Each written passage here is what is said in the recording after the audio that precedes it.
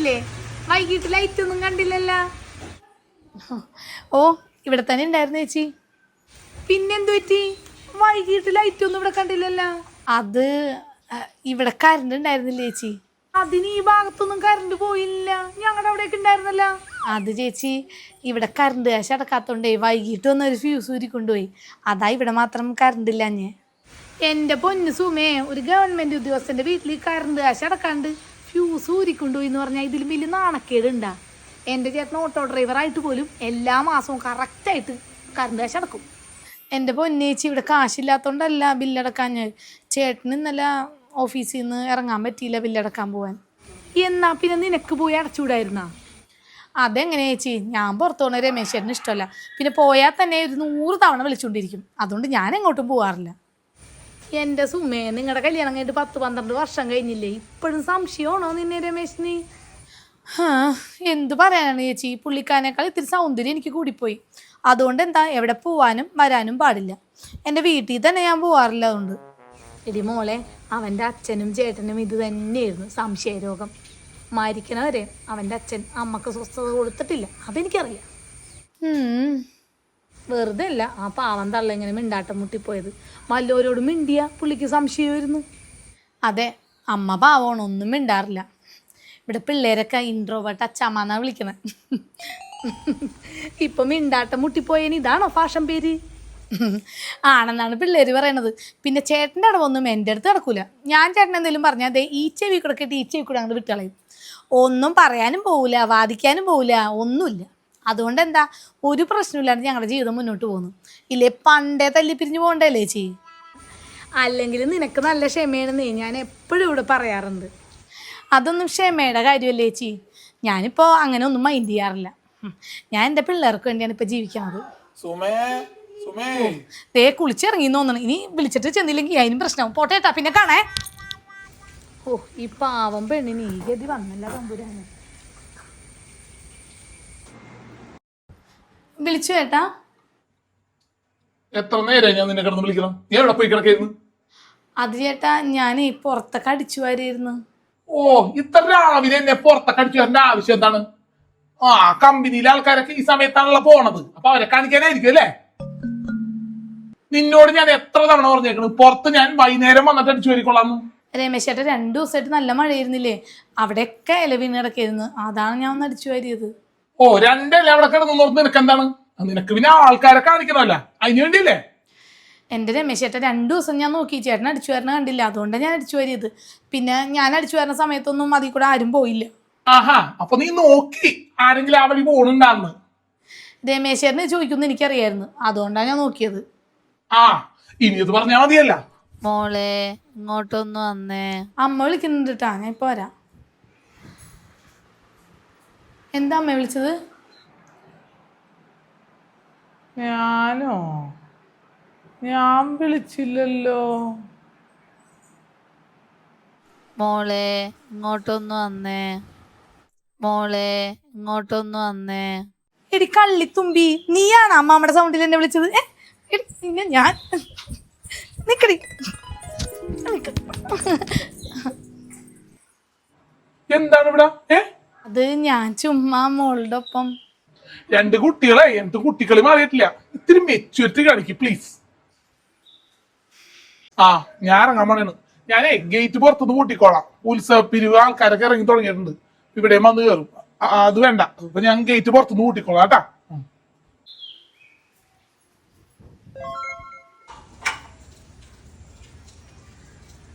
സുമേ, സുമേ. എന്താ ചേച്ചി? ഇന്ന് മക്കൾക്ക് ക്ലാസ് ഇല്ലാത്ത ദിവസമല്ലേ? എന്റെ പിള്ളേരൊന്നും പുറത്തോട്ട് കണ്ടില്ല. ഞാൻ ഇപ്പൊ വരാട്ടാ.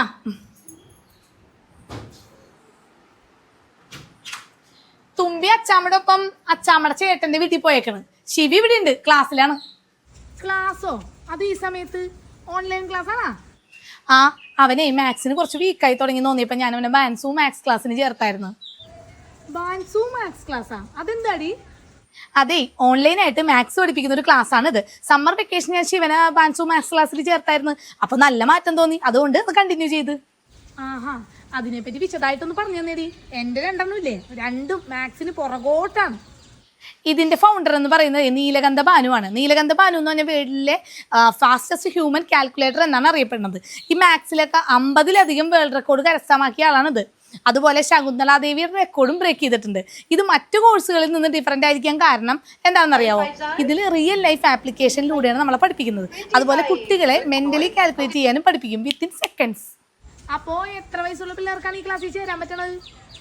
5 മുതൽ 15 വയസ്സ് വരെ കുട്ടികൾക്ക് ഇതിൽ ചേരാൻ സാധിക്കും. അതുപോലെ ഈ ക്ലാസ് ഇവിടെ മാത്രമല്ല UAE, USA, UK, ഓസ്ട്രേലിയയിലൊക്കെ ലഭിക്കുന്നതാണ്. ഇപ്പം എൻ്റെ എല്ലാ സബ്സ്ക്രൈബേഴ്സിനും ഫ്രീ ക്ലാസ് ലഭിക്കുന്നതാണ്. കൂടാതെ ഞാൻ ഡിസ്ക്രിപ്ഷൻ ബോക്സിൽ കൊടുത്തിരിക്കുന്ന ലിങ്ക് വഴി രജിസ്റ്റർ ചെയ്യുന്ന ആദ്യത്തെ 100 പേർക്ക് 30% ഡിസ്കൗണ്ടിൽ ലഭിക്കുന്ന സ്പെഷ്യൽ ഓഫർ ഉണ്ട്. അപ്പോൾ ലിങ്ക് ഡിസ്ക്രിപ്ഷൻ ബോക്സിൽ കൊടുത്തിട്ടുണ്ട് കേട്ടാ. ഇപ്പം തന്നെ ഫ്രീ ക്ലാസ്സിന് വേണ്ടി രജിസ്റ്റർ ചെയ്തോ. എന്നാൽ ഞാൻ ചെല്ലട്ടെ, എനിക്ക് ഇപ്പം തന്നെ ഫ്രീ ക്ലാസ്സിന് ജോയിൻ ചെയ്യണേ.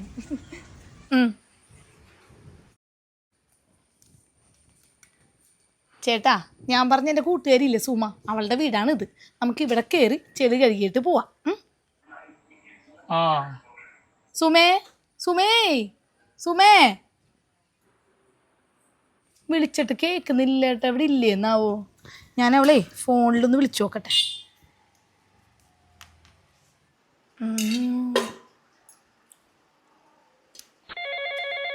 സുജാതയാണല്ലോ, എന്താന്നാവോ? ഹലോ, എന്താണ് സുജാതെ? വിളിക്കാറൊന്നുമില്ലല്ലോ, നമ്പറൊക്കെ അറിയുന്നടി. എടി സുമേ, ഞാൻ നിന്റെ വീടിന്റെ പുറത്തുണ്ട്, ഒന്ന് ഗേറ്റ് ഒന്ന് തുറക്കുവോ? ആണാ? ഞാനിപ്പോൾ പുറത്തോട്ട് വരാം. അവളിപ്പോൾ വരും.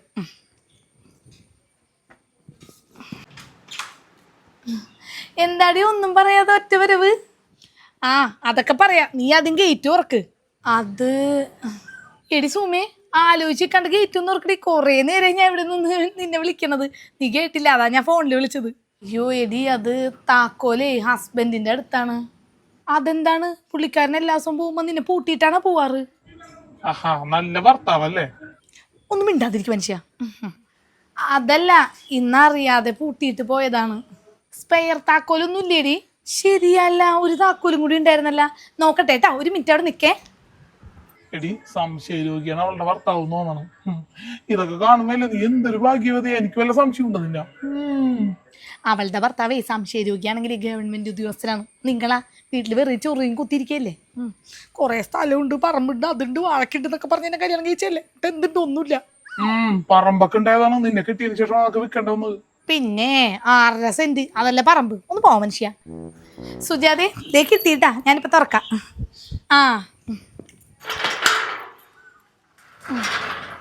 വാ, കേറി വാ. വാ ചേട്ടാ.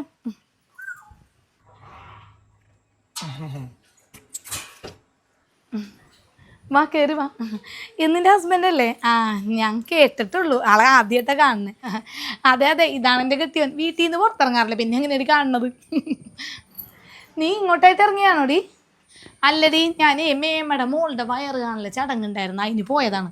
അപ്പം ഞാൻ ഈ വഴി ഇങ്ങോട്ട് നടന്നു വന്ന് ഇവിടെ ബസ് സ്റ്റോപ്പിൽ നിന്ന് ഇങ്ങോട്ട് കയറാലാന്ന് വിചാരിച്ചു.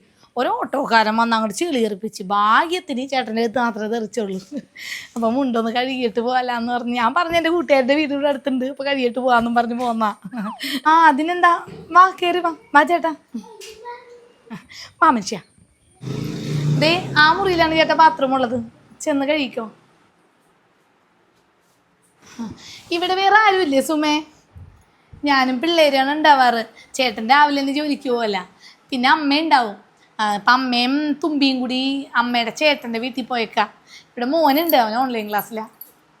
ഞാൻ എപ്പോഴും വിചാരിക്കും ഇങ്ങോട്ടൊന്ന് ഇറങ്ങണമെന്ന്, സമയം കിട്ടണ്ടേ മോളെ. പിന്നെ ഇപ്പോൾ ചെളി തെറിച്ചത് ഒരു നിമിത്തമായി. നിൻ്റെ പിള്ളേരൊക്കെ സുഖമായിട്ടിരിക്കണോ? മൂത്താള് ഇപ്പം എത്രയിലായി? എല്ലാവരും സുഖമായിട്ടിരിക്കണം. മൂത്തവള് 6-ല്, രണ്ടാമത്തവള് 4-ല്, മൂന്നാമത്തവള് 2-ല്. ഞാനിവിടെ എപ്പോഴും പറയാറുണ്ട്, നീ നിത്യ ഗർഭിണിയാണെന്ന്. 2 കൊല്ലം ഇടവിട്ടല്ലേ നിനക്ക് ഓരോ പിള്ളേരുണ്ടായത്. പിന്നെ അത് ഞാൻ വെറുതെ വീട്ടിലിരിക്കുകയല്ലേ, കുട്ടികളെ നോക്കട്ടെ എന്ന് ഞാനും വിചാരിക്കും. ഇപ്പം 3ാമത്തെ പ്രസവമായപ്പോൾ പോയതും വന്നതും ഞാൻ അറിഞ്ഞില്ല. ഒരു പൂ പറിക്കണ ലാഘവത്തോടെ പോയി അങ്ങോട്ട് പ്രസവിച്ചിട്ട് പോന്ന്. ആയിത്തേന് ഞാൻ എൻ്റെ ദൈവമേ ഇവിടെ കിടന്ന് പ്രശ്നം ഉണ്ടാക്കി കാറിക്കൂവി നാട്ടുകാരെ മുഴുവൻ അറിയിച്ച്. ചേട്ടനെ കുറേ തെറിയൊക്കെ പറഞ്ഞെന്നാണ് ആൾക്കാരൊക്കെ പറയുന്നുണ്ടായിരുന്നു അന്നേ. എന്നാ പിന്നെ ഒരു പൂവും കൂടി പറിക്കായിരുന്നില്ലേ, ഒരു ആൺകുട്ടിയും കൂടി ആയനല്ലോ. എനിക്കും ആഗ്രഹം ഉണ്ടടി, പക്ഷെ അതിയാകുമ്പോഴത് ഇതും പെണ്ണായി കഴിഞ്ഞാൽ പിന്നെ 4 പെൺപിള്ളേരെ കെട്ടിച്ചു വിടണ്ടേ. പുള്ളിക്കാണെങ്കിൽ സ്ഥിര വരുമാനവും ഇല്ലല്ല. ഇനിയുള്ള കാലത്ത് പെൺകുട്ടികളൊന്നും കെട്ടിച്ചു വിടേണ്ട വരില്ല. അവർ സ്വന്തമായിട്ടൊക്കെ കണ്ടുപിടിച്ചോളും. ഇല്ലെങ്കിൽ ചിലപ്പോൾ ചിലവർ കല്യാണം കഴിക്കാണ്ട് ജോലിയൊക്കെ മേടിച്ച് സെറ്റിലായിട്ട് ജീവിക്കും സിംഗിളായിട്ടേ. അതും ശരിയാണ്. എൻ്റെ മാമൻ്റെ മോള് കല്യാണം കഴിച്ചിട്ടില്ല. സിംഗിൾ ലൈഫ് ആസ്വദിച്ച് അടിച്ചു പൊളിച്ച് നടക്കണം. അപ്പോഴൊക്കെ ഞാൻ ഈ കെട്ടിയവനെയും പിള്ളേരെയും തൂക്കി നടക്കണം. അവൾ ലാവിഷായിട്ട് കയ്യും വീശി നടക്കണം. പക്ഷെ എന്തൊക്കെ പറഞ്ഞാലേ ഭർത്താവും കുട്ടികളായിട്ടുള്ള ജീവിതം തന്നെ എപ്പോഴും നല്ലത്. ഇല്ലെങ്കിൽ വയസ്സാവുമ്പോൾ ആരും ഉണ്ടാവില്ല നമ്മളെ നോക്കാൻ. അതും ശരിയാണ്. പക്ഷേ ഇക്കാലത്തൊന്നും പിള്ളേര് നോക്കൂന്നും വിചാരിച്ചിട്ട് നടന്നിട്ട് കാര്യമില്ല. അത് നടക്കണ കാര്യമല്ല. അതും ശരിയാണ്. എന്തൊക്കെ പറഞ്ഞാലും നമുക്ക് നമ്മുടെ ഭർത്താവിന് നമ്മൾ മാത്രമേ ഉണ്ടാവുള്ളൂ അവസാനം. അതെ അതെ, ഞാൻ സുഗുവിനോട് എപ്പോഴും പറയാറുണ്ട്, സുഗുവിന് ജോലിയൊന്നും ഇല്ലെങ്കിലും എപ്പോഴും എൻ്റെ കൂടെ തന്നെ ഉണ്ടെങ്കിലേ ഞാൻ പുള്ളിനെ അങ്ങോട്ട് കണ്ടാൻ ചീത്തയൊക്കെ പറയും. പുള്ളി എന്നെ ഒന്നും പറയുമൊന്നുമില്ല. അതൊക്കെ തന്നെയാണ് സ്നേഹം എന്ന് പറയണത്. പിന്നെ ആണെങ്കിൽ പുള്ളി എവിടെയെങ്കിലും പോകുമ്പോൾ ഞാനും അങ്ങോട്ട് കയറിപ്പോവും. പുള്ളിക്ക് വഴിയൊന്നും അറിഞ്ഞൂടാ, സ്ഥലമൊന്നും അറിഞ്ഞൂടാ എന്നൊക്കെ പറഞ്ഞ് ഞാൻ പോകും. പക്ഷെ പുള്ളിനെ ഒറ്റയ്ക്ക് വിടാൻ പേടിയാണേ. അതുപോലെ തന്നെ എനിക്ക് ഒറ്റയ്ക്ക് പോകാനൊക്കെ ധൈര്യമുണ്ട്. പക്ഷെ എന്നാലും എവിടെ പോകണമെങ്കിലും ഞാൻ പുള്ളിനെ കൂട്ടും. എന്നാ നീ ഇരിക്കും, ഞാൻ ഒരു ചായ എടുക്കാം. എടീ കട്ടൻ ചായ മതിട്ടാ, പുള്ളിക്കാരന് കട്ടൻ ചായന് ഇഷ്ടം. ആ ശരി. കുറേ നേരം ആയല്ലോ മുണ്ട് കഴുകാൻ പോയിട്ട്, വന്നില്ല. കഴിഞ്ഞില്ലേ സുഖു? എത്ര നേരം കഴുകാൻ പോയിട്ട്? ഓ എത്ര കഴിയിട്ടാ ചെളി അങ്ങോട്ട് പോണില്ല. ഒരുവിധം ബാക്കി വീട്ടിൽ ചെന്ന് കഴുകാം. എന്നാ മാറ്, ഞാൻ ഒന്ന് മൂത്രം ഒഴിച്ചിട്ട് വരട്ടെ. ഡേ ഇതിവിടെ വെച്ചിട്ടുണ്ട് കേട്ടാ. ഇനി അവിടെ വരെ ബസ്സിലിരിക്കണ്ടല്ലേ.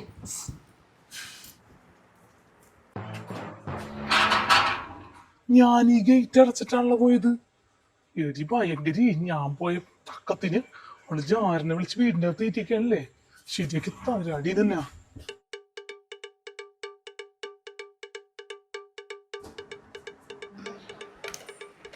വാട്ടാ ചായ കുടിക്ക. ആർക്കടി ചായ?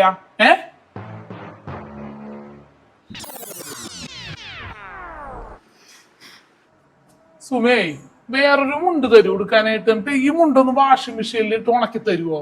ഇടാടാ ഇടാ, നിന്നെ ഞാൻ മുഴുവനായിട്ട് വാഷിംഗ് മെഷീനിൽ ഇട്ട് ഉണക്കി തരാം. ആരിത്? എന്റെ ഭർത്താവാണ്. ആ ഹലോ, അവന്റെ ഒരു കലോ. ആരടി ഇവൻ? അത് രമേശ് ചേട്ടാ. ഞാൻ സുകേഷൻ, സുജാതയുടെ ഭർത്താവാണ്. ഏത് ജാതയുടെ ഭർത്താവായാലും നിനക്കെന്താണ് എന്റെ വീട്ടിൽ കാര്യം? നീ ആള് കൊള്ളാലോടി. ഞാൻ വൈകിട്ടേ വരുള്ളൂ. അപ്പൊ പിന്നെ എന്തോ ആവാല, അമ്മ എവിടെ ഇല്ലല്ലോ. നീ കൊള്ളാ, ആ സമയത്ത് ഇവനെ വിളിച്ചോ തീറ്റിയേക്കണ്. അയ്യോ അങ്ങനെയല്ല ചേട്ടാ, ഇത് സുജാതയുടെ ഭർത്താവാണ് സുകേഷൻ.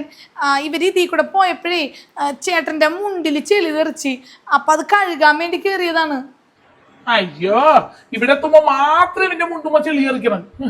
ഞാനും അമ്മ ഇവിടെ ഇല്ലെന്ന് അറിഞ്ഞിട്ട് തന്നെ നീ ഇവനെ വിളിച്ചു കയറ്റിയതാണ്. ചേട്ടാ അത് നീ മുണ്ടരുത്. എന്റെ വീട്ടിൽ വന്ന് കയറിയിട്ട് എന്നോട് വർത്താനം പറയാൻ നിൽക്കണം നീ. എന്റെ നല്ല മനസ്സായതുകൊണ്ട് എനിക്ക് ഈ നേരത്ത് വരാൻ തോന്നി. അല്ലെങ്കിൽ ഈ കാഴ്ച കാണാൻ പറ്റിയായിരുന്നോ? മുണ്ടുണങ്ങിയ സുഖു? ഇവളേതാണ്? രമേശ് ചേട്ടാ, ഇതാണ് സുജാത. ഇവളുടെ ഭർത്താവാണ് സുകേഷ് ചേട്ടൻ. ചേട്ടൻ അങ്ങനെ എന്തോ പേര്. ഇതാണോ എന്റെ ഹസ്ബൻഡ്? അതേടി, ഇതാണ് എൻ്റെ രമേശ് ചേട്ടൻ. നീ എൻ്റെ കല്യാണത്തിന് വന്നില്ല, പിന്നെ 2-3 ആവശ്യങ്ങളിൽ വിളിച്ചിട്ട് നീ വന്നില്ല അല്ല, അതാ നിനക്ക് മനസ്സിലാവാഞ്ഞത്. പിന്നെ നീ 2 പ്രാവശ്യം ഇവിടെ വന്നപ്പോഴും ചേട്ടൻ ഉണ്ടായിരുന്നില്ല. എട രമേശ സുഖു, ഞാൻ പണ്ടെപ്പോഴും പറയായിരുന്നില്ലേ ഞങ്ങളുടെ വീടിനടുത്ത് താമസിച്ചിരുന്ന ഒരു രമേശിനെ പറ്റി. കോഴി രമേശൻ, അതിവനാണ്.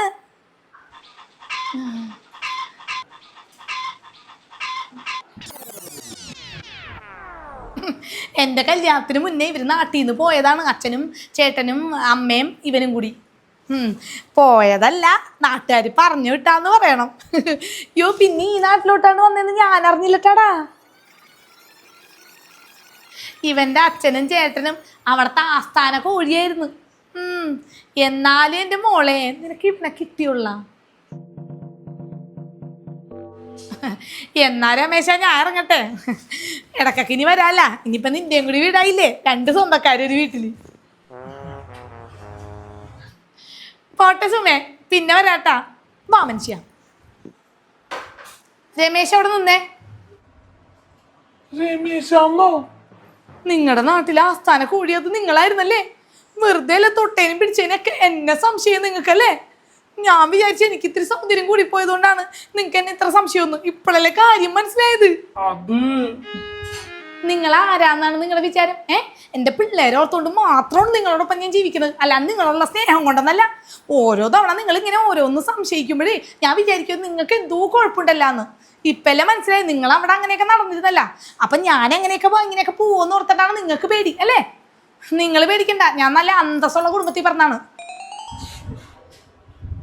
വേണ്ട വേണ്ടാന്ന് നോക്കുമ്പോ നിങ്ങൾ എന്റെ തലേ കയറി നിരങ്ങാൻ നോക്കണം. മര്യാദക്ക് അല്ലെങ്കിൽ തലേന്ന് വലിച്ചു വാരിട്ട് ചവിട്ടി കൂട്ടും ഞാൻ. സുമേ പതുക്കെ പറ, ആൾക്കാര് കേൾക്കൂടി. എന്തിന് ഞാൻ പതുക്കണം? ഇത്ര നാളും നിങ്ങളുടെ ശബ്ദം കേട്ടല്ലേ നാട്ടുകാരി, നീ എന്റെ ശബ്ദം കേൾക്കട്ടെ.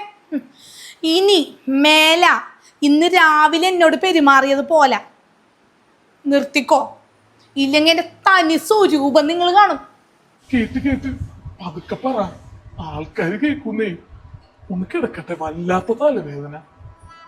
കിടന്നോ കിടന്നോ, ഇനി എന്നും നിങ്ങൾക്ക് തലവേദന തന്നെ ആയിരിക്കും.